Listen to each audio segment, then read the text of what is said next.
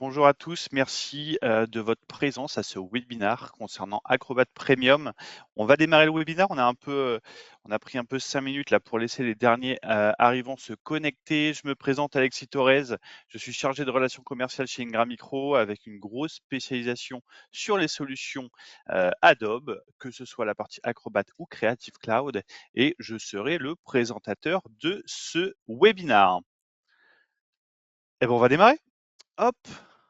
Alors pour information, ce webinaire est enregistré. Si vous ne voulez pas que votre nom figure dans l'enregistrement, et cetera, je vous invite à quitter malheureusement ce webinaire. Il est déjà enregistré, et on va pouvoir commencer. Alors pour information, j'aime bien toujours, recontextualiser, les choses. Ce webinaire n'est pas du tout cette présentation n'est pas du tout une présentation PowerPoint, c'est une présentation Adobe Express. Quitte à parler d'Adobe, autant rester dans l'environnement global d'Adobe. Et si vous ne savez pas ce qu'est Adobe Express, je vous invite à regarder le replay du précédent webinaire qu'on a fait le trimestre dernier concernant Adobe Express. Hop, avant de commencer, le petit rappel sur le programme partenaire Adobe. Vous avez 3 niveaux de partenariat chez Adobe, le niveau Register, le niveau Certified et le niveau Gold Reseller. J'imagine que si vous êtes là, c'est soit que vous êtes à minima Registered, voire Certified Reseller. On va parler d'Adobe et notamment de Adobe VIP. Et pour revendre les solutions en VIP, en VIP Marketplace, il faut absolument que vous soyez revendeur certifié, la colonne qui est juste au milieu. En registered, ça ne suffira pas. Vous allez pouvoir vendre du TLP et du CLP, de la licence perpétuelle. Et à partir de Certified, vous allez pouvoir vendre les licences VIP et VIP Marketplace. Autre règle, avant de commencer, un rappel qui est toujours utile. Il faut savoir que depuis, l'année dernière, Adobe a lancé, le programme VIP Marketplace ou en tout cas l'a accentué, et depuis donc janvier 2025, les clients en segment commercial, doivent migrer d'Adobe VIP vers Adobe VIP Marketplace. C'est certainement déjà le cas chez vos clients. Il y a peu de chances qu'on ait des clients qui soient encore sur un programme VIP, mais je me permets quand même de le rappeler. Parce que si la migration n'est pas effectuée, alors vous ne pourrez pas renouveler l'abonnement en VIP, ce qu'on appelle traditionnel. Vous ne pourrez pas non plus ajouter d'utilisateurs en cours d'année. Ça risque d'être bloquant pour des clients qui ont besoin d'ajouter des utilisateurs. Et aucun devis ne sera communiqué hors VIP Marketplace sur le segment commercial. Attention, ça arrive très rapidement pour les segments gouvernement et éducation. On va accélérer fortement cet été jusqu'à septembre. Et il me semble, peut-être que Johan pourra dans le chat nous préciser ça. Il me semble que la deadline pour commander du segment gouvernement et éducation est à décembre, si je ne me trompe pas. Donc, si vous ne savez pas comment migrer vos abonnements VIP vers VIP Marketplace, si vous ne savez pas comment fonctionne le VIP Marketplace chez Ingram Micro, je vous invite à nous contacter, l'équipe Adobe. Vous avez Ethan qui est dans le chat, vous avez moi-même et d'autres personnes qui sont dans les équipes Ingram Micro et qui ne sont pas forcément dans ce webinaire, qui pourront vous aider. Vous allez avoir les coordonnées de l'équipe Adobe en fin de webinaire avec l'adresse mail.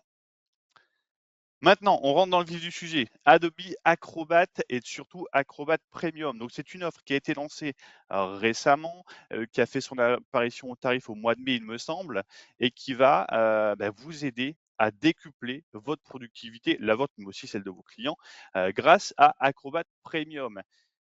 Pourquoi Acrobat Premium? C'est quoi Acrobat Premium par rapport à Acrobat Standard, à Acrobat Pro?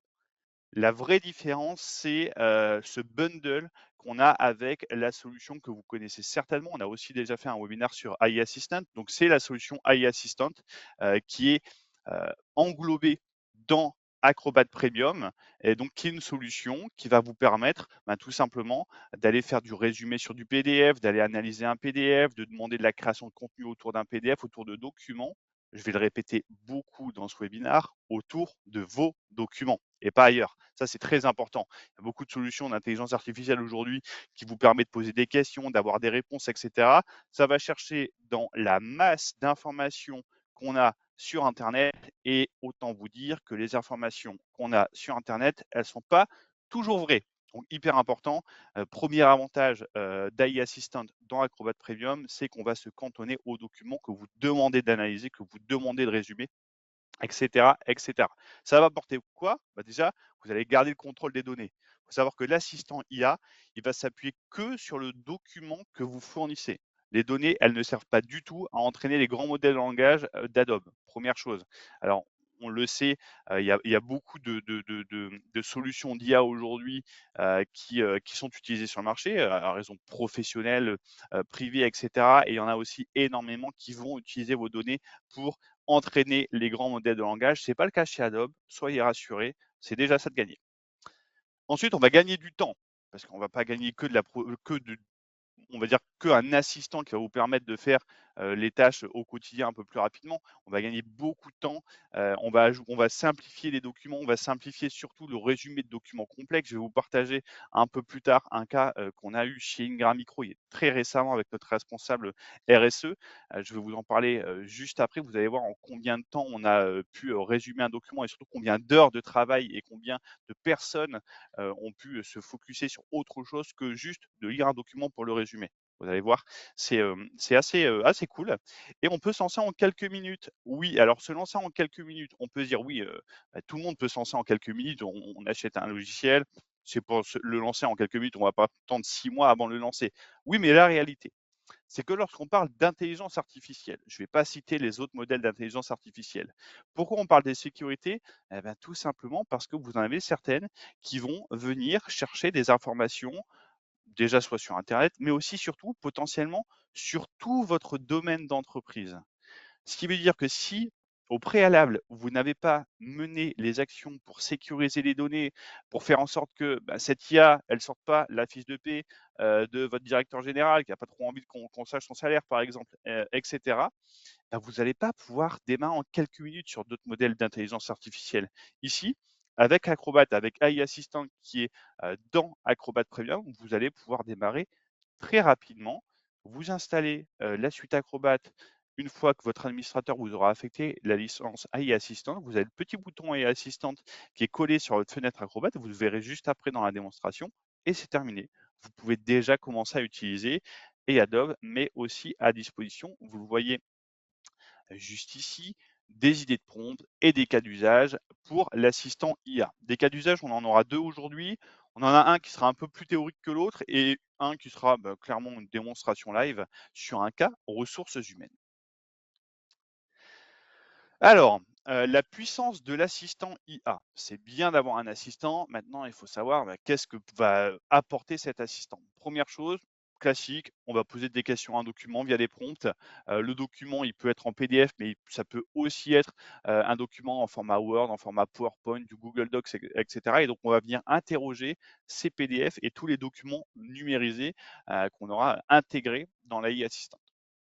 On va extraire des insights utiles, on va pouvoir faire des résumés de documents extrêmement longs et complexes, jusqu'à 600 pages et 100 mégas, c'est énorme. Ça me fait vraiment penser à ce cas qu'on a eu chez Ingram Micro il y a quelques semaines. On va interagir avec plusieurs documents. Alors ça, c'est très bien, c'est une fonctionnalité que j'utilise beaucoup, moi au quotidien. C'est le fait de pouvoir y intégrer plusieurs documents dans l'assistant IA et de les confronter un peu. Le cas qu'on aura juste après en démonstration, le cas RH qu'on aura, vous allez le voir, une fiche de poste, 3 CV, quel est le meilleur candidat? Et c'est l'assistant IA qui va nous aider à nous faire une idée, à résumer certaines choses. Bien sûr, il ne va pas prendre la décision à notre place, mais en tout cas, il va nous faire gagner énormément de temps. On va bénéficier de réponses contextualisées, ça aussi, très intéressant. L'assistant IA va être capable d'identifier si le document en question, c'est un document spécialisé. Est-ce que c'est un contrat? Et là, dans ce cas-là, on va parler plutôt de règles juridiques et de termes juridiques. Est-ce que c'est le résumé d'une réunion Teams? Et on va contextualiser ça pour faire en sorte que les réponses à nos questions soient les plus précises et les plus contextualisées possibles. Bien sûr, on va plus manquer de rendez-vous étant donné que vous avez un add-in qui est présent dans Microsoft Teams pour les comptes rendus de réunion. On va structurer les données, on va pouvoir utiliser l'assistant IA n'importe où et surtout sur n'importe quel appareil, parce que l'assistant est disponible aussi sur smartphone, tablette, Android, iOS, etc. Et on va générer facilement du contenu. Typiquement, lorsque vous avez posé une question à un document et que vous avez résumé ce qui vous intéressait, vous pouvez très bien demander à l'assistant IA de vous rédiger le mail à destination de votre supérieur hiérarchique, un client, un fournisseur, etc., etc. Et encore une fois, vous gagnez énormément de temps avec des possibilités de réécriture, avec un langage qui peut être plus familier, plus soutenu en fonction de votre destinataire. Donc ça, c'est vraiment le focus sur qu'est-ce qu'apporte l'assistant IA avec Acrobat Premium. Une petite étude qui a été faite par Pfeiffer Consulting sur justement l'assistant IA d'Adobe qui vous dit la chose suivante. Eh ben, en moyenne, on va aller 4 fois plus vite en utilisant cet AI assistant par rapport à si vous n'utilisez juste pas d'assistant IA pour résumer vos documents. 4 fois plus vite, c'est énorme. Si vous êtes une personne ou si vous avez des clients qui globalement passent leur journée à étudier des documents, à étudier des contrats, etc., ça va leur faire gagner énormément de temps. Vous le voyez dans l'étude, on peut aller de 14 minutes pour un document simple. Alors 14 minutes gagnées dans une journée, c'est déjà pas mal. Et ça peut aller jusqu'à près de 2 heures sur une tâche complexe. C'est là où je vais vous parler de ce qui nous est arrivé à nous, Ingram Micro, et surtout donc à Sandrine, notre responsable RSE. Donc Sandrine, responsable RSE chez Ingram Micro, avait tout simplement un document de pas moins de 200 pages sur l'impact RSE du numérique en France, en Europe, au moins je ne sais plus exactement. 200 pages à lire, à résumer, et il faut tirer de la data de ces 200 pages. Comment on a réglé ça? Déjà, Sandrine ne connaissait pas l'assistant IA d'Adobe. Donc ce qui est bien, c'est qu'en plus, elle a appris une chose entre deux. Et en fait, elle a demandé au comité de pilotage RSE, donc plusieurs personnes, pas moins d'une dizaine de personnes à peu près, et donc 4 personnes d'entre elles, à l'aider à résumer ce document, à tirer le meilleur des informations de ce document. 4 personnes. 4 personnes, 200 pages, vous avez une demi-journée là si vous voulez pas rater d'informations. Je faisais partie de ces personnes à qui on avait demandé de passer une demi-journée à lire un document, qui était très intéressant, hein, mais j'avais autre chose à faire. Et de ce fait, j'ai juste affecté une licence AI Assistant à Sandrine. Elle a pu enregistrer ce document, en tout cas l'uploader directement dans l'AI Assistant, et en 10 minutes, le principal des informations qu'elle cherchait a été sorti. Elle avait exactement la data, le sourcing dans le document, parce qu'il faut savoir que quand vous interrogez un document, on ne vous donne pas juste une réponse et débrouillez-vous avec ça. On vous donne les réponses avec des petits pings, numéro 1, numéro 2, numéro 3, qui vont se référer directement au document. Donc la source de l'information, vous l'avez en live quand vous posez la question et quand l'AI Assistant vous donne des réponses. C'est typiquement le genre d'éléments, de tâches qui ont été largement accélérées par l'IA. 4 personnes, 4 demi-journées versus 10 minutes pour une personne. Voilà. Je pense qu'il n'y a pas besoin d'en dire beaucoup plus. C'est là qu'on voit toute la puissance de l'AI Assistant qui est présent donc dans Acrobat Premium. Maintenant, Acrobat Premium, c'est pas que de l'IA. Bien sûr, pour, je pense, une majorité d'entre vous, vous connaissez déjà qu'est-ce que c'est Acrobat Standard, Acrobat Pro. On va quand même refaire une passe là-dessus. D'abord, le cœur d'Acrobat, c'est quoi? C'est les PDF, tout simplement. C'est le leader du marché, la solution numéro 1 sur création, modification, sécurisation de PDF, avec donc un accès aux fichiers PDF sur tous les appareils. Voilà, classique, PC, Mac, Windows, iOS, Android, etc., etc. Une collaboration qui est optimisée dans Microsoft Teams, encore une fois, avec un add-in que vous allez pouvoir ajouter dans Teams, vous allez pouvoir créer, partager des fichiers PDF dans Teams et collaborer sur le même document en temps réel. C'est le petit point qui est juste en dessous. L'application de productivité, donc pour accéder à des fichiers, les modifier et les stocker directement dans d'autres environnements de stockage cloud, que ce soit OneDrive, que ce soit Google Drive, Box ou Dropbox, donc vraiment une solution qui est complètement agnostique en termes de solution de stockage. Et vous allez le voir aussi dans le cas d'usage qu'on a juste après, que c'est très intéressant d'avoir cette solution qui est optimisée et qui est agnostique en termes de solution de stockage quand on veut créer des workflows complets avec Acrobat Premium. Vous le verrez juste après. La création de formulaires, bon, ça, jusque-là, je ne sais pas si on a des personnes qui ne connaissaient pas ça, mais hyper important et hyper intéressant.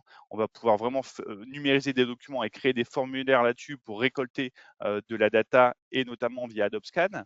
Et la modification et la signature des documents. Mais pour la signature, on en vient juste après. On a vu ce que c'était le cœur d'Acrobat.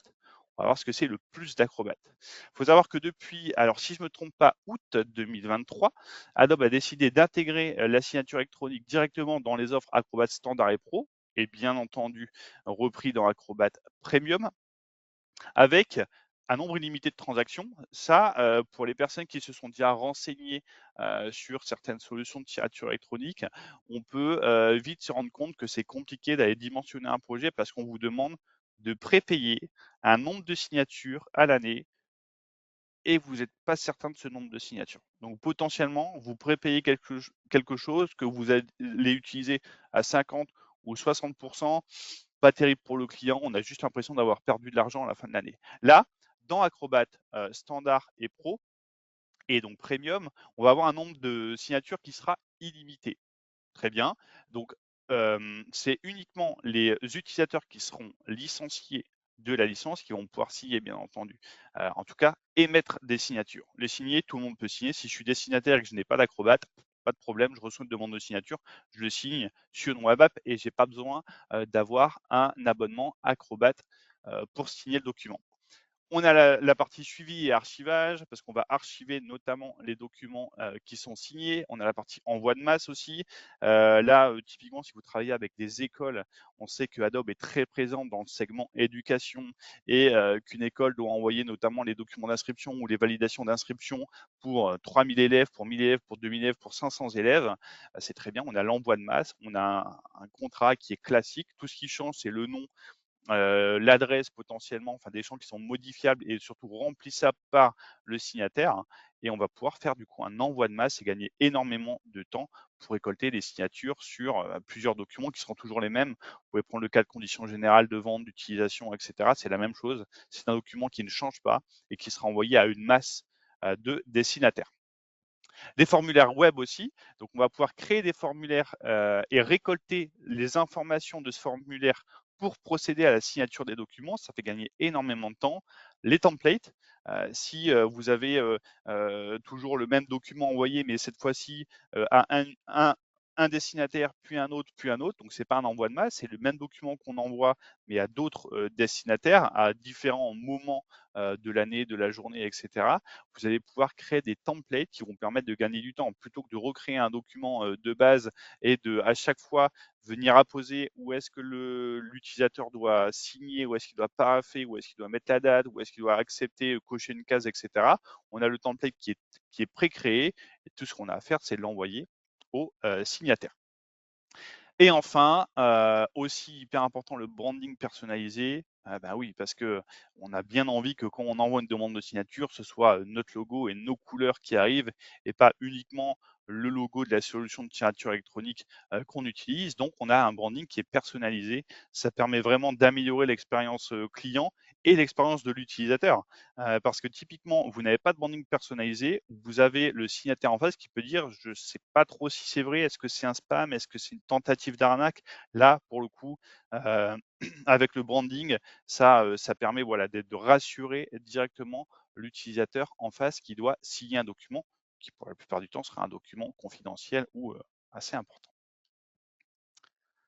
Et tout ça intégré dans l'environnement Microsoft. Alors comment ne pas parler de Microsoft quand on parle d'Adobe, un partenariat qui est de plus en plus puissant avec des intégrations dans globalement toutes les solutions Microsoft, que ce soit Outlook, que ce soit Word, que ce soit Teams, vous l'avez vu juste avant, on peut signer dans Teams, on peut créer des documents dans Teams, on peut ne jamais se connecter à la web app d'Acrobat et signer un document directement via Outlook, une pièce jointe qu'on aurait reçue par mail. Et ça, c'est vraiment un gain de productivité dans l'utilisation d'Acrobat avec Microsoft 365, avec Microsoft Teams aussi. On va pouvoir convertir des PDF, excusez-moi, modifiables sur des formats Word, Excel, PowerPoint, etc. Et bien sûr, le traitement des données et des documents dans SharePoint et OneDrive.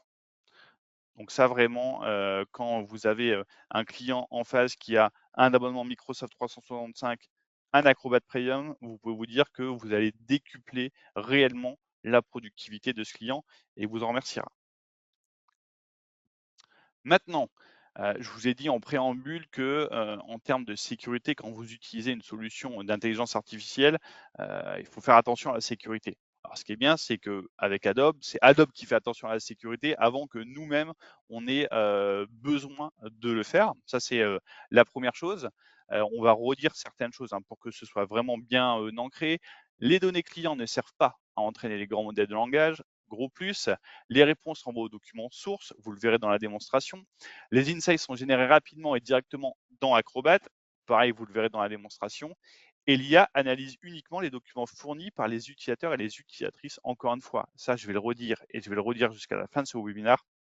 C'est un gros avantage que d'être certain de la véracité des informations parce qu'on n'est pas en train d'aller chercher dans n'importe quelle source qui existe dans le monde.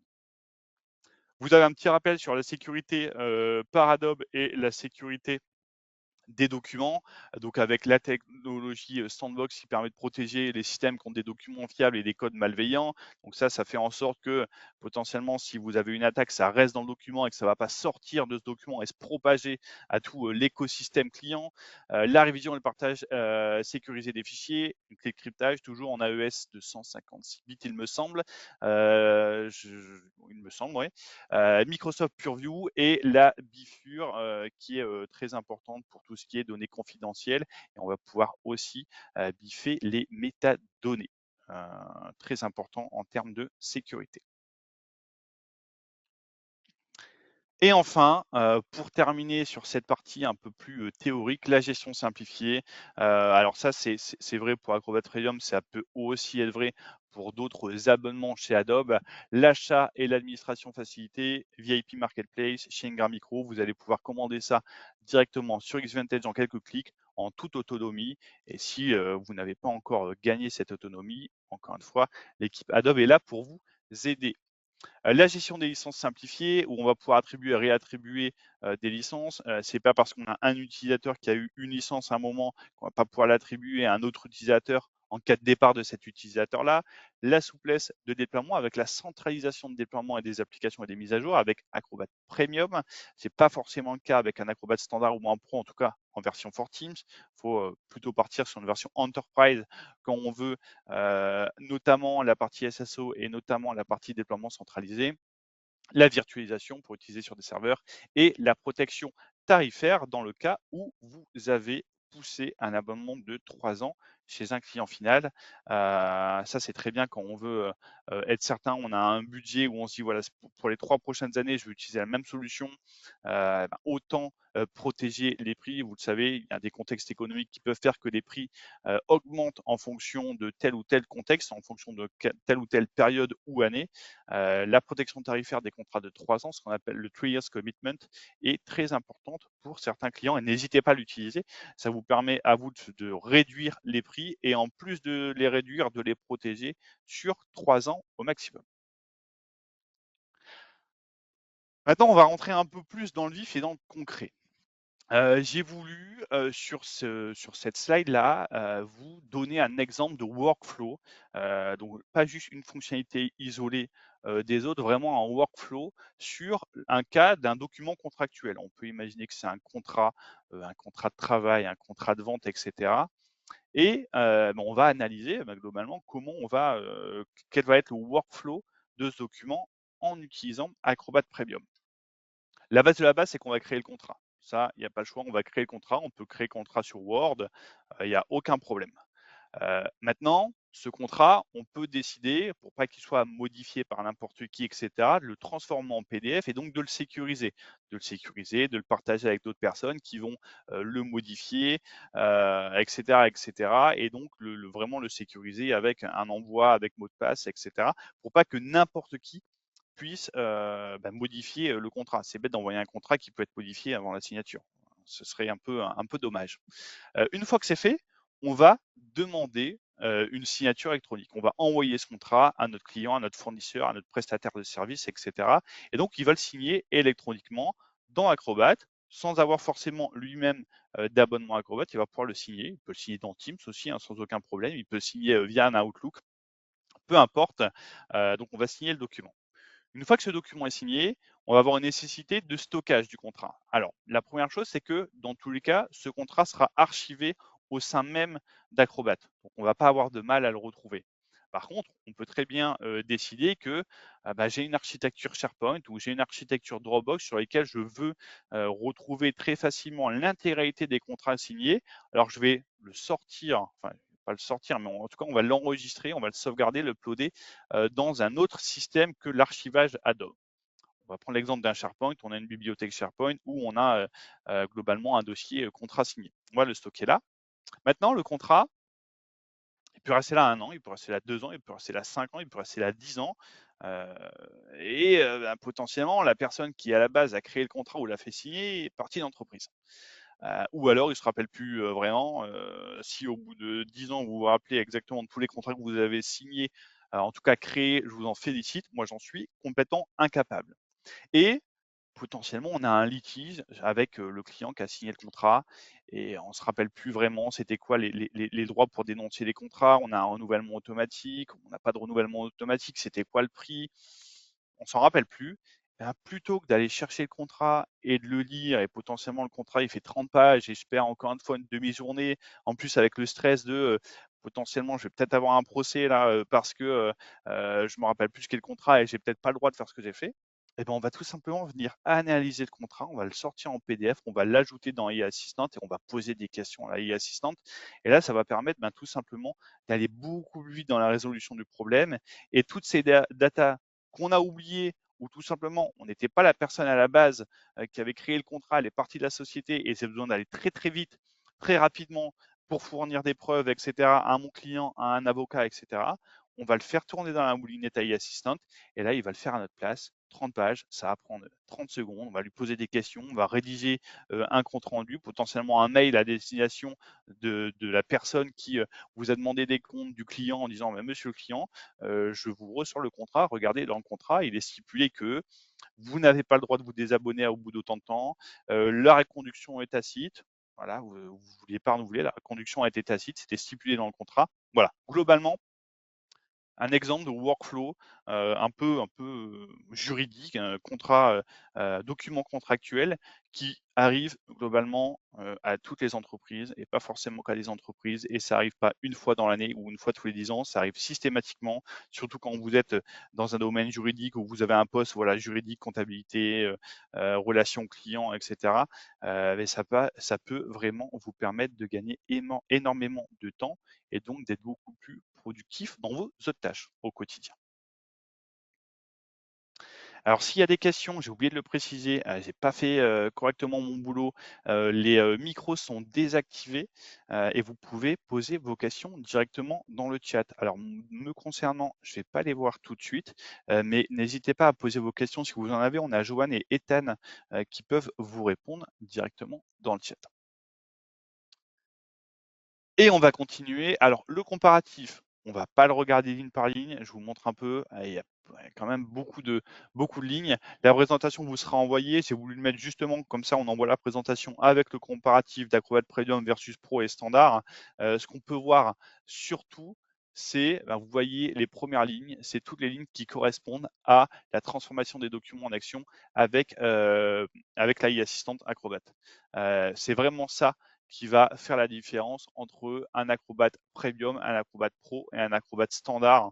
Ensuite, vous avez tout ce qui peut, si vous ne le saviez pas, si vous ne vous en rappelez pas, etc., tout ce qui peut différencier un Acrobat Standard d'un Pro. Globalement, quand vous regardez le document, ce qui va changer d'un Pro à un Premium, c'est la partie AI Assistant qui doit être ajoutée, donc qui doit être un add-on qu'on va pouvoir ajouter à un Acrobat Pro si vous n'avez pas d'Acrobat Premium et qui sera bundleisé et intégré directement lorsqu'on a un Acrobat Premium. Alors maintenant, il est temps de la démonstration. Alors comment faire une démonstration d'une solution qui est aussi puissante et vraiment qui est hyper complète? Ce que je vous propose, c'est vraiment de voir une démonstration AI Assistant. Donc la partie IA qui est la grande différence d'un Acrobat Premium par rapport à un standard ou à un pro. Et je vais me dépêcher parce qu'il nous reste qu'une dizaine de minutes dans ce webinar. Alors, comment on va faire ça? Hop, et je vais vous partager ma fenêtre Acrobat. Voilà, la fenêtre Acrobat est là.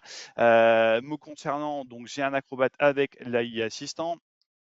Très bien. En plus, j'ai même eu un exemple de signature. Ça, c'est très bien. On n'aura peut-être pas le temps de le voir, mais au moins, ça existe.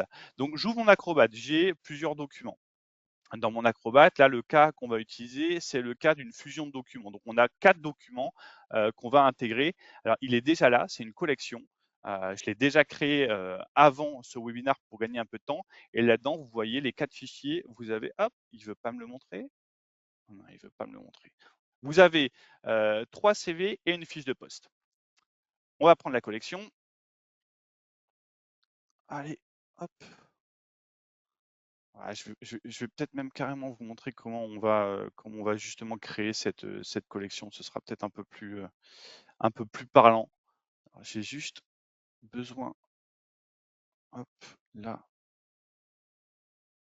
j'ai juste besoin de ça. Donc le CV ici, je vais ouvrir celui-là et je vais demander à l'AI assistant. Hop, et ensuite je prendrai la collection complète de documents. Ici, on a donc tout simplement un CV avec des responsabilités, l'entreprise, bon, un CV qui est classique, qui n'est pas forcément uniquement écrit d'ailleurs en anglais ou en français. Et vous le voyez, là j'ai déjà posé des questions sur ce document. J'ai demandé à l'AI assistant, je pourrais le faire en live, là j'ai juste voulu gagner un peu de temps en posant déjà la question hier. Résume-moi l'expérience du candidat. Et vous voyez, en très peu de temps, alors bah non, vous n'avez pas eu le temps parce que j'ai pas fait en live, donc on va, hop, résume-moi l'expérience de ce candidat. Je vais reposer la même question, alors j'espère qu'il va pas avoir envie de m'insulter, hop, parce que je lui fais faire 2 fois la même chose. Donc, en attendant que ça charge potentiellement, alors je ne sais pas si j'ai pas un problème de bande passante avec le GoTo plus tout ce que j'ai sur le PC. Mais là, il a pas l'air d'aimer ça certainement. Ah bah voilà, c'est bon. Il m'a résumé ça. Donc il me dit, il me donne l'expérience de Rivka Newman et toutes les informations, je vous disais, on va aller pinguer dans le document les informations. Quand je clique sur le numéro 1, hop, on renvoie au document. Donc plus de 15 ans d'expérience dans le développement. Le numéro 2, de la même manière, il va venir me pinguer dans le document. Donc vous voyez, ça a été relativement rapide avec la bande passante que j'ai qui est très très faible là de mon côté, étant donné que je suis à la fois dans les bureaux en train de partager un écran et avec plein de choses qui tournent derrière.